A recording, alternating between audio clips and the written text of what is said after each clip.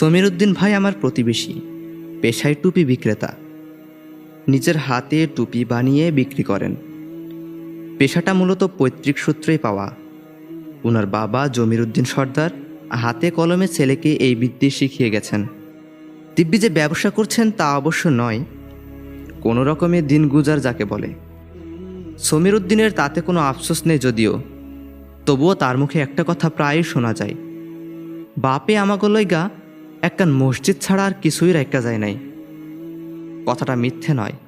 মানুষ সন্তানাদির জন্যে bank balance, জায়গা জমি সহ নানা স্থাবর অস্থাবর সহায় সম্পত্তি করে গেলেও জমির উদ্দিন চাচা রেখে গেছেন কেবল একটি মাটির মসজিদ।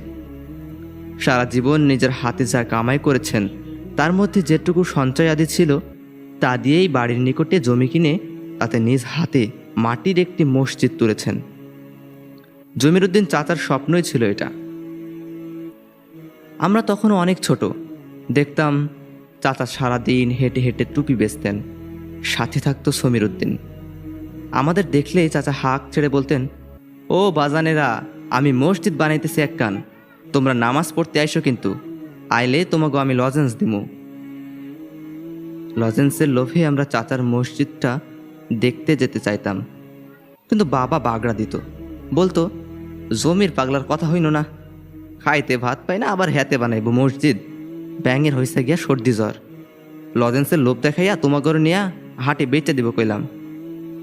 ছেলে ধরে নিয়ে বেচে দেওয়ার একটা রটনা তখনও গ্রামাঞ্চলে মানুষের মুখে মুখে প্রচলিত ছিল। হঠাৎ হঠাৎ শোনা যেত, অমুক বাড়ির অমুকের ছেলে ভর দুপুরে ছেলে ধরা নিয়ে গেছে। সারা তল্লাটে হইচই পড়ে যেত। বাবা মায়েরা আমাদের ওপর বাড়িয়ে দিত বাড়তি নজরদারি। দুপুরের ঘুম তুলে রেখে মাঠে দাপিয়ে বেড়ানোর আমাদের যে আদিম উৎসব, সেই উৎসব চলে যায় এই ছেলে ধরা গুজবের তোপে। কি সকাল কি দুপুর বা বিকেল, বাচ্চা কাচ্চারা বাইরে বেরোলেই বিপদ। ওত পেতে আছে ছেলে ধরার দল, কিন্তু সেই ছেলে ধরার দলকে কেউ কোনোদিন চোখের দেখা আর দেখল না। কেবল মানুষের মুখে মুখে ছড়িয়ে পড়েছিল তাদের খ্যাতির বাহার। জমির উদ্দিন চাচা লজেন্সের লোভ দেখিয়ে আমাদের হাটে বেচে দেবে, বাবার এই কথা আমার বিশ্বাস হলো না।